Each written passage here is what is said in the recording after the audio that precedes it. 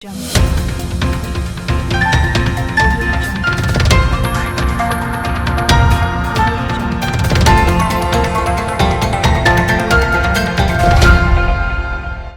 everyone, welcome back to the Olsen Group News Desk. I'm your host, Jared Stoltmeister, and we have some breaking news here. Breaking news? That's correct. We have breaking news. Breaking news?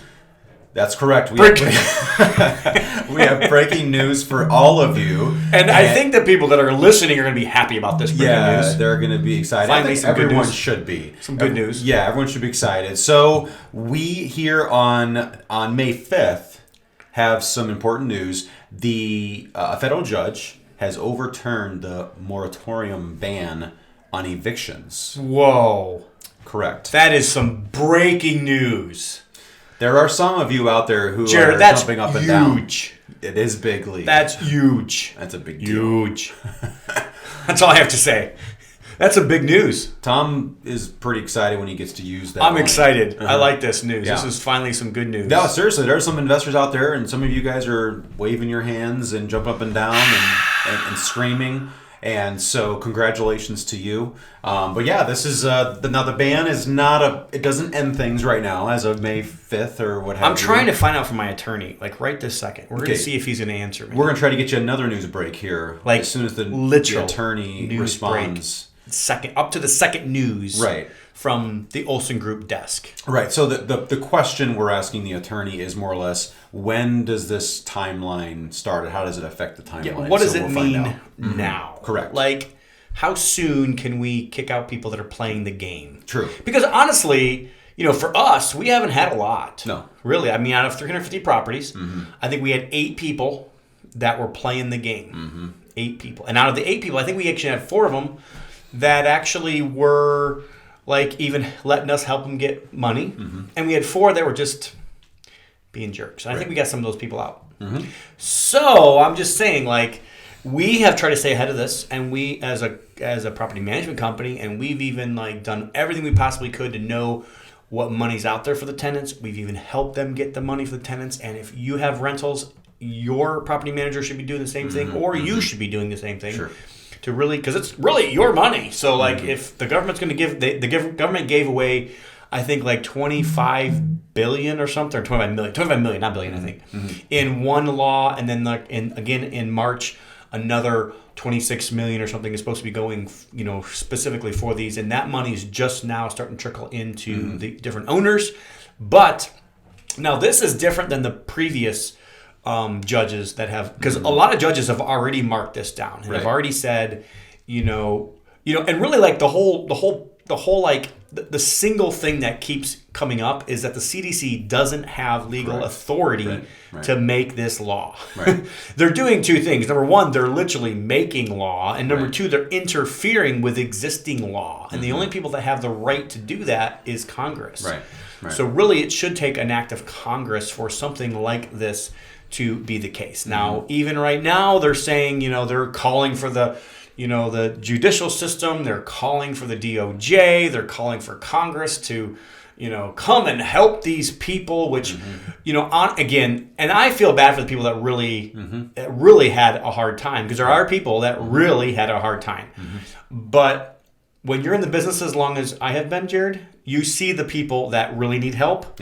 And then you see the people that, unfortunately, just play the system, and they do whatever they possibly can to not have to pay. And we've even had people tell us, this is the problem. This is where really like the rubber hits the road, is when you have a tenant that tells you, I know I have not lost my job.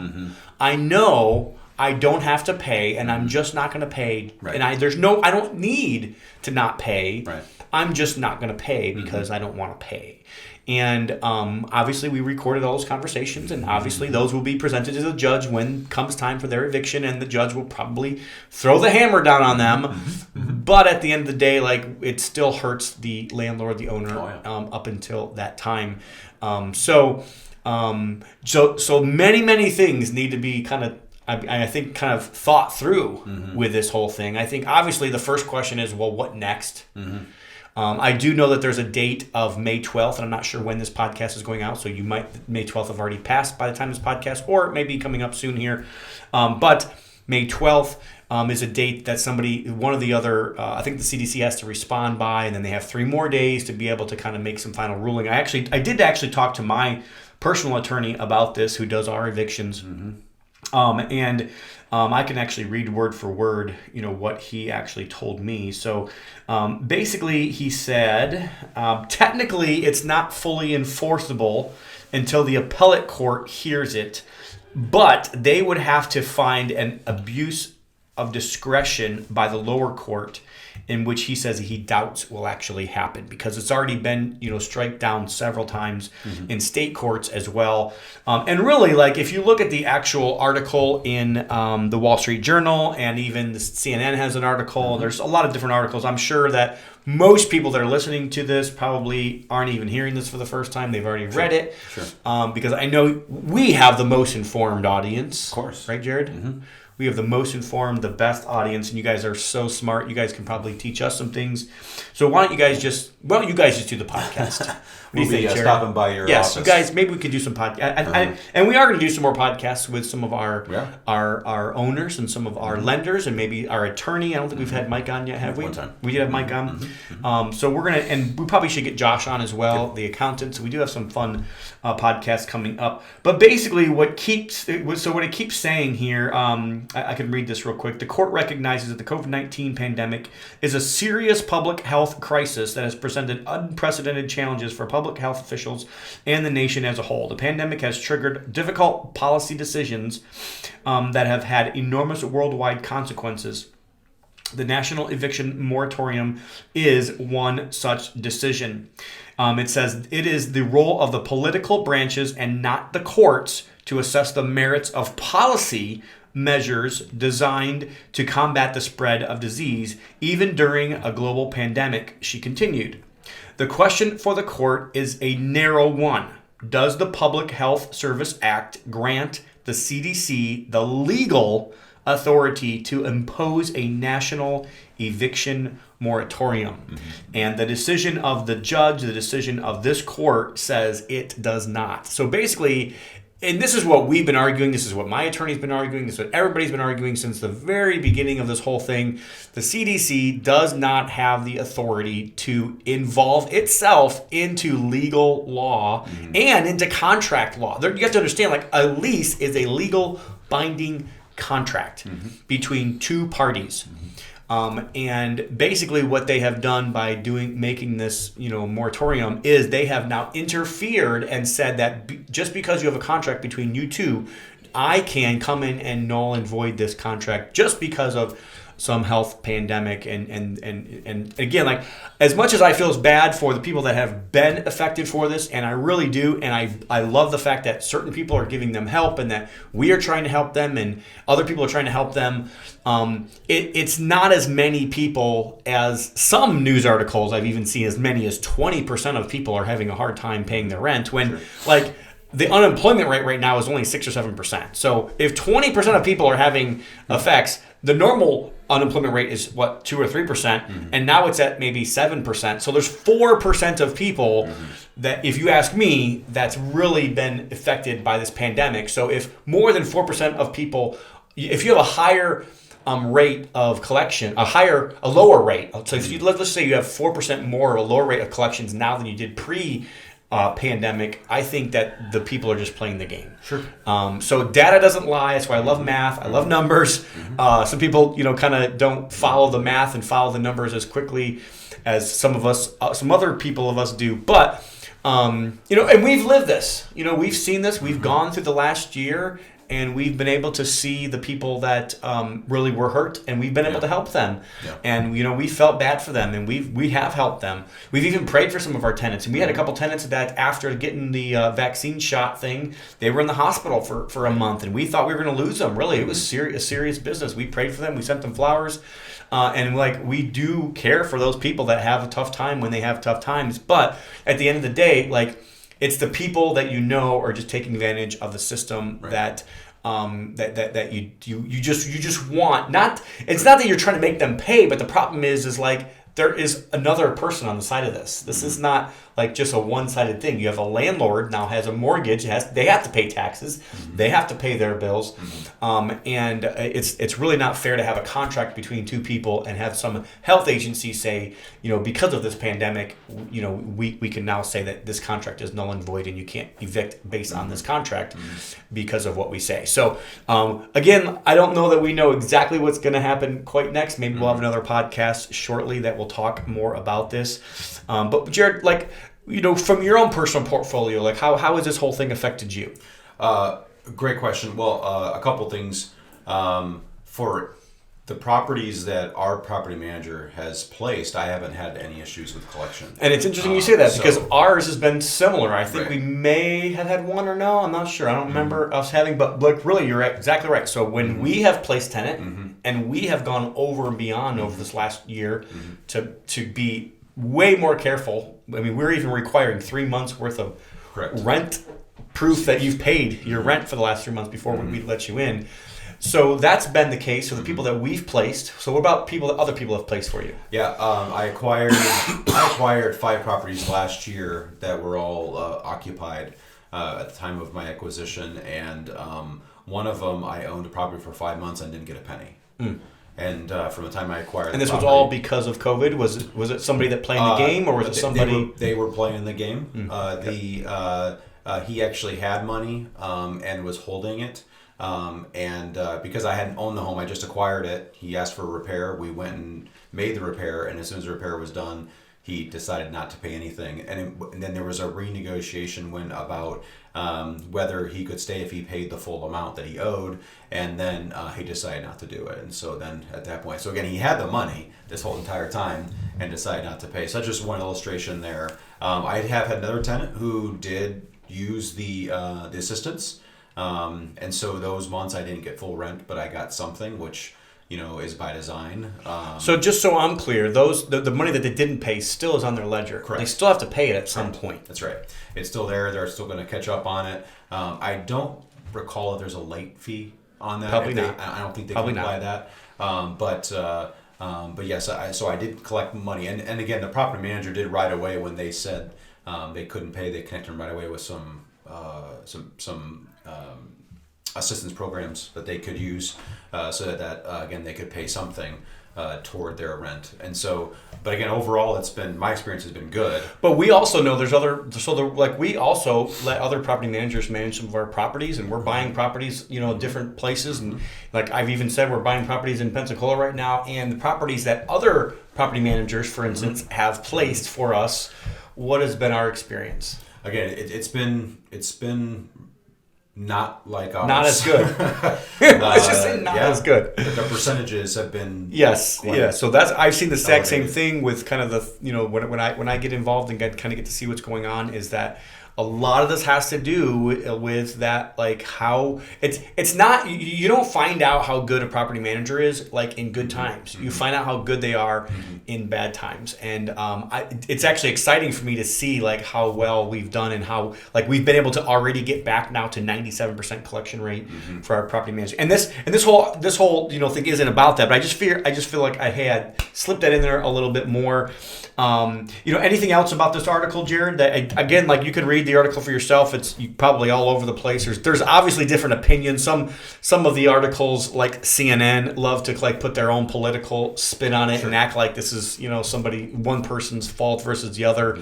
I think at the end of the day, like it really kind of goes back to the CDC doesn't really have the authority. They don't have the authority to come between contract law. And as much as you can say there's these poor people that are having a hard time, then fine, get those people help, but don't like interfere with contract law. Go help them, make them abide by their contract, teach them what personal responsibility means, and don't just throw out a whole contract just because there's something going on right now. And really, like it's been good over the last couple months. We've seen a lot of the cases go down, and we've prayed for them. We've done a lot of things here at Olsen Group to try to make sure that we're safe and other people are safe. But all in all, like it is good news finally to have some common sense kind of come back to reality. And we have had this year-long worth of time in which, I basically say this over and over again. Like, it's like, we wonder why there's so much money in the marketplace right now. There's a lot of money. Like, there's a lot of people buying things. You notice that? Like, used cars have actually gone up in price. You probably buy a used car and then like 2 months later sell it for a higher price than what you bought it for, which is not supposed to be the case, by the way. And why is that? Because we have given so many people money that they didn't really need. A lot of people got money that they didn't need. I'm sorry, but if you were making, $60,000, $75,000 last year, like, you didn't need a $1,400 check. Like, if you didn't lose your job, like let's just be honest. Like, people didn't need that stimulus money. Right. And then you got people that didn't lose their job that got money, and then you got people that did lose their job, and then people that are just playing the system, and they're just they heard on Facebook that they don't have to they don't have to pay for their mortgage or pay for their rent or whatever. I know mortgages is a whole nother topic we can get into at some point. Sure. I think we've talked about that in some previous podcasts as well, about how many I think there was a talk about a lot of foreclosures hitting, and I think there will be some start hitting, and it might get back to a little bit of a natural foreclosure market, and maybe a little bit more than normal. I'm having a hard time thinking we're going to have this massive onslaught of foreclosures, just because of what the banks have been saying, and we've even heard the president of Chase come out and say that they're already thinking 87% of theirs are going to be either tacked down to the end, or they're going to renegotiate with the buyers or with the borrowers. But when it comes to evictions, this is one of the things that we have said, hey, we need to watch this over the next couple of years, and kind of like gauge where are we at when it comes to a landlord. Where does it come to for turnkeys, for owning rental properties? And I think there's three things that we need to pay attention to. One of those is interest rates, right? That's going to determine the prices of housing. That's going to determine the affordability. And number two, and it's also going to determine like how much money the government has to pay for interest, which I think is holding the interest rates down. But then secondly, the rental moratoriums, and then number three, the evictions. I mean, not evictions, but the foreclosures that might hit as well. So this is one of those three hot things that I think everybody out there should be paying attention to. And if you're not paying attention to it, like, you better start, right? So I know we could talk about other things that are driving some of this, and the price of lumber, and the price of gas, and the price of everything else that seem to be going up like crazy for the last 4 or 5 months. But at least this seems like we're heading in the right direction. Yeah, and I think kind of elaborating on one thing you mentioned earlier, in the end, I think anybody would think that the spirit of this situation was to help people who needed help. And so I think most people would like a little bit more accountability on that front, saying, hey, how can we help people that need help? And then, maybe use more money toward other people who need more help, as opposed to other people getting help that don't need it. 100%. Like, so, I totally understand that there were businesses that got shut down. There were businesses that have now, like, declared bankruptcy. There are businesses that have gone out of business and will never be a business ever again. Right. There are people that they were living paycheck to paycheck, and they didn't have a job anymore. Yeah. So, like, there are those people. Those people need help. Get them the help they need. But you can't interfere with contract law. Sure. You can't interfere with their obligations that they already created. This is why there are great programs out there like Dave Ramsey. That's why there are such things as an emergency fund. This is why there are such, you know what I mean? Like, and even if they had the emergency fund, like, I would still want to help those people. You know what I mean? Like, let them use up that emergency fund and then replenish it for them. It wasn't their fault that they lost their job. I don't ever want to make it out to be that it was their fault and they should have had the money, but they should have had the money. You know what I mean? And I think that when you have an obligation, and when you have said that you're going to do something, I believe that you should do it. I mean, I think that in this world we live in, we've allowed riots, we've allowed things that we shouldn't have allowed, and then all of a sudden right becomes wrong and wrong becomes right. And like, it's just good to see that, hey, maybe there's some common sense back in this world again, and maybe we will be able to kind of get back to some type of normal rental agreement market and expectation of what we can have when we rent a property. Yeah, the other thing I would say in closing, from my side at least, is I did mention my experience acquiring occupied properties that were managed by other people. And also, Olson Group does the same thing. We acquire occupied properties that are managed by other property managers in many different ways. And in the end, the difference is, you get that vetting process up front. It is so needed. And making sure you have the right qualified tenant that's supposed to be in there. And one thing we saw was there were some tenants that were good tenants that had a good history, and then something happened. But they did their best to make it right because that's who they are. And so when you're vetting that tenant, you really want to have somebody that looks at the track record and their history shows you that they are, a person who is a good tenant. So when you said, as far as the property management goes about our record, well, that has a lot to do with it, and because we don't see a lot of those issues that we see otherwise because we've weeded out some of those potential problem tenants that you could be having. Absolutely, and it's fun to kind of like even solve the issues, and it's even fun as a property owner and even as a property manager to go and see which one of the tenants are going to do the right thing. Yeah. And it helps us know, do we want to renew with them or not? And just their attitude, attitude of being able to just be honest and say, this is what's going on, and like I really need help, but I'm gonna do whatever I possibly can to get back. Like, gone are the days, and this is the problem, is because people have gotten to be such good liars, and gone are the days where you can just look at somebody in the eye. Like I had a property manager one time tell me, oh, well, I can just tell. I can look in their eyes and I just have a feeling. I got a gut feeling, Jared. And he told me that's how he vets I've had good luck. I've had good luck with good tenants. And I'm like, well, you know what? Like, I think I want to have a report. Yeah. I think I want to have their credit. I think I want to have their judgment history. I think I want to have, I want to know if they've got 16 parking tickets. The story from Wendy Sweet tells all the time about somebody they were going to loan money to one time, and everything looked good, credit score, everything, and he had 16 parking tickets within 1 year. And they called him up and asked him, hey, like everything looks good except for this. And they just wanted to kind of dig a little bit deeper.